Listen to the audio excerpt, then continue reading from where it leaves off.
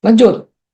Jadi masuk ke portal, masuk seperti biasa, ya. Setelah itu, ini sorry ya, saya punya saya nggak saya hidden tapi nggak apa-apa ya. Toh ini adalah akun pribadi. Nah di sini nanti kalau yang baru daftar akun itu ini nggak jangan diperhatikan, klik ini daftar akun. Ini biasanya nanti masukkan email sama masukkan kata sandi gitu ya. Klik daftar akun ini maka akan muncul menu ini, laman ini, lalu klik siswa daftar. Kalau tadi kan sekolah, klik untuk siswa. Mudah ya? Begitu masuk, seperti tadi akan diminta NISN. Sekali lagi, ya hati-hati memasukkan NISN. Agar NISN ini bisa saja salah satu angka, bisa saja itu adalah teman Anda atau bahkan siswa di sekolah lain. Itu kita juga minta padanan dengan NPSN dan tanggal lahir. Kemungkinan kecil ada NISN ini kan unik ya. Mungkin NISN sama dan tanggal lahirnya sama. Data inilah yang kemudian kita link ke Pusdati untuk kita tarik. Jadi ketika selanjutnya akan muncul seperti tadi. Pertama, konfirmasi kaitan dengan NISN siswa, NPSN-nya, tanggal lahir. Seharusnya ini klop dia yang dimasukkan tadi. Lalu, masukkan emailnya 2 kali, masukkan passwordnya 2 kali. Ini untuk melakukan apa? Ya, mengaktifkan akun, ini akun ya. Jadi ketika submit, maka klik tombol ya eh, untuk melakukan ini pembuatan akun SMP dengan artikel ini telah berhasil. Silakan membuka email untuk melakukan aktivasi. Baik, kembali ke portal setelah itu. Nah, cek email. Sekali lagi, gunakan email aktif yang sehari-hari dipakai oleh adik-adik semua, adik siswa ini ya. Jangan gunakan yang lain. Tapi juga yang seringkali, ya kan, saya nggak tahu karena apa, siswa ini menggunakan, membuat apa akun baru, tapi begitu akun itu sudah ada, nggak memungkinkan untuk membuat akun baru, gitu ya. Tapi ada saja yang terjadi bahwa eh, karena ada NISN yang salah gitu ya, sehingga itu akan menyulitkan bagi panitia. Tapi saya berharap bahwa oleh karena sebelumnya siswa itu sudah melakukan pengecekan dengan seksama, itu tidak akan terjadi. Oke, kemudian ada begitu masuk ke email akan ada pesan seperti ini ya. Lalu verifikasi akun. Sudah, setelah klik berarti sudah punya akun. Sudah kan? Ya. Nah, setelah itu baru login seperti biasa. Masukkan emailnya yang sudah terregistrasi tadi, kata sandinya apa. Sekali lagi ini tulis saja di HP ya. HP itu diproteksi, kalau diambil orang itu akan sangat sulit untuk bisa ditembus ya. Akan sangat sulit. Tidak berarti bukannya tidak bisa, tapi akan sangat sulit. Oke, setelah ini masuk. Ya, masuk muncul data yang ditarik ya, ini artinya ini data ini yang tidak ada eh, kolom-kolom untuk melakukan entry, itu artinya data yang tidak bisa diubah. Ya, ini diperoleh dari Pusdati. Jadi kalau ada kesalahan di sini yang saya tunjuk ini, silakan lapor kepada sekolah. Sementara yang ini bisa diedit sendiri. Ya, ini bisa diedit sendiri.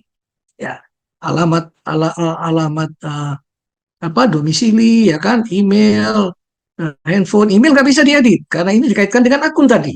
Itu saya katakan jangan sampai menggunakan bukan akun yang aktif. Tapi nomor handphone kenapa bisa diedit? Siapa tahu handphonenya rusak atau diambil orang, hilang, ganti handphone baru. Silakan ini diupdate. Penghasilan ayah ibu ini diperlukan baik untuk SNBP maupun SNBT ya kan, untuk melakukan apa penentuan misalnya UKT, penentuan awal di UKT oleh perguruan tinggi, walaupun nanti ini akan divalidasi lagi pada saat Anda diterima di sebuah PTN tertentu. Itu untuk halaman verifikasi data siswa. Lalu kalau klik selanjutnya, ya, nah ini foto. tekan tombol selanjutnya tadi untuk berpindah ke halaman unggah pas foto. Ini perhatikan dengan baik, unggah pas foto. Pas foto terbaru Anda sesuai dengan ketentuan. Apa ketentuannya? Mohon maaf ya, tolong dibaca. Tolong dibaca. Ya, 1, ukurannya 4x6. Resolusinya ini maksimum. Kira-kira ukurannya sekian dpi. Saya yakin ya kan anak-anak SMA sekarang ini sudah paham banget dengan konteks ini. Pas foto harus berwarna, disimpan dalam file JPG atau JPEG. Ukuran minimal adalah 40 KB. Kalau kurang dari itu, kemungkinan besar fotonya nggak akan bisa dilihat. Tapi kita buat maksimum supaya bisa menghemat storage, yaitu 100 kilobyte, dan itu sudah bisa dilihat dengan baik. Orientasi pas foto, ya itu bisa nanti diedit. Posisi badan kepala tegak. Kualitas foto harus tajam dan fokus. Semua ini disampaikan ya, tidak ada bagian kepala yang terpotong, dan wajah tidak boleh tertutup ornamen, termasuk menggunakan masker, nggak boleh.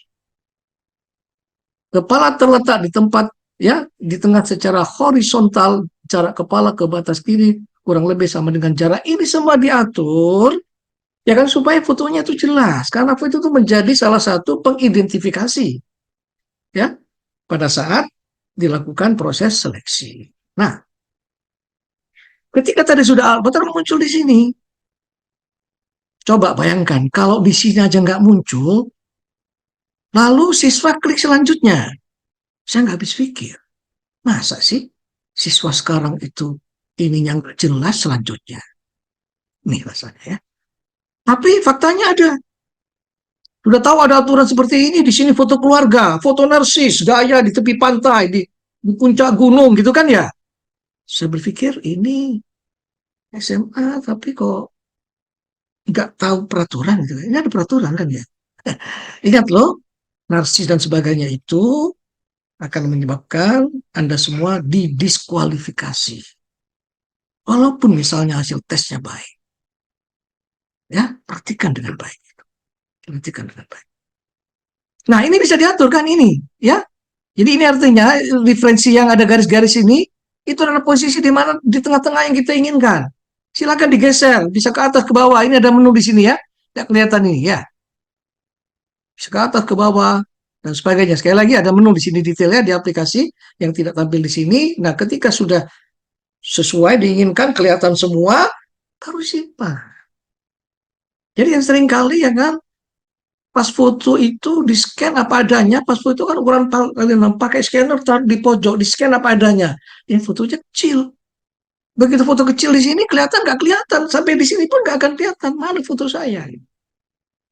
Itu masih ada siswa seperti itu. Ya, mohon maaf mungkin ya, saya nggak tahu. Tapi itu ada dan itu bisa jumlahnya cukup signifikan, gitu ya. Termasuk bersama-sama dengan yang narsis tadi. Ketika sudah yakin sekali lagi ya, perhatikan dengan baik. Kita sediakan fasilitas ini untuk memudahkan supaya foto itu sesuai dengan ketentuan yang telah ditetapkan oleh panitia. Ya, tekan selanjutnya, ya akan dapatkan. Ingat, tadi kan sudah ada verifikasi data ya. Ini data ini, ya. Ini masih verifikasi. Saya menyatakan bahwa data yang saya lakukan dalam borang adalah benar.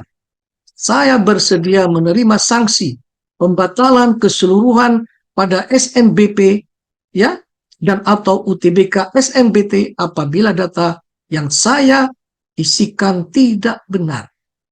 Ini disclaimer. Ya, ini disclaimer. Jadi artinya fotonya foto si A pada saat daftar ulang foto si B itu menyalahi ini. Ini harus diklik.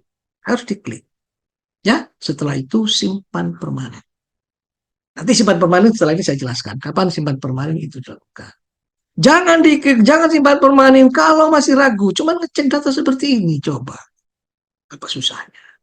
Ya, ini data dasar pokok yang diperlukan. Sisanya nanti pada saat daftar SNPP dan SNPT, tentu ada pilihan prodi dan mungkin ada data tambahan yang memang diperlukan secara spesifik untuk itu. Oke, setelah diklik, ya nggak, kalau diklik nggak akan bisa simpan permanen. Nah, simpan permanen. Perhatikan, jika sudah melakukan simpan permanen data, maka Anda tidak dapat datanya diubah kembali. Silakan unduh bukti permanen. Ya, untuk itu ada disclaimer lagi setelah tadi. 2 kali loh ya.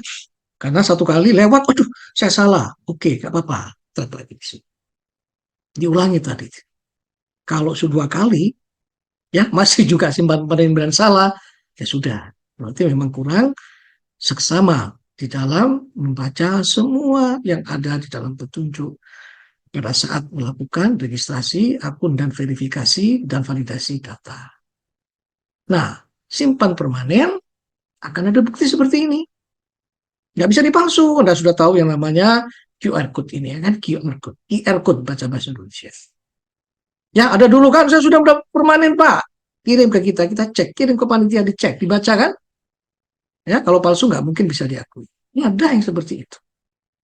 Ya, ada. Masih mencoba, mungkin coba-coba, siapa tahu SNBP itu gak, jadi cuma ada ini untuk gaya-gayaan, tidak. Ini betulan ya. Ini sudah ada informasi ini. Nah, ini penting. Tempat yang aman, ya, taruh di foto atau taruh di OneDrive sebagian ya kan, sehingga Anda punya HP rusak, data Anda masih di drive, Google Drive ya maksud saya. Nah, seperti saya sampaikan tadi waktu saya menjelaskan mengenai registrasi akun sekolah, agar tidak terjadi ketidaksamaan data yang dilakukan, data yang terkait dengan siswa oleh sekolah dan data yang dilakukan verifikasi validasinya oleh siswa, ini akhirnya diputuskan ya sejak 2 tahun yang lalu kalau tidak salah, bahwa permanen data hasil hanya dapat dilakukan setelah penutupan pengisian PDSS. PDSS dari tanggal 9 Januari sampai 9 Februari. Artinya tombol simpan permanen akan muncul sebelum tanggal 10. Ya, tanggal 10 defaultnya itu pukul 15 ya, tapi nanti kalau memang bisa awal kita akan, itu saya tidak tentukan jamnya di sini, tapi default oleh panitia segala sesuatu kita kaitan dengan pembukaan, penutupan itu selalu merujuk pada tanggal jam 15. Itu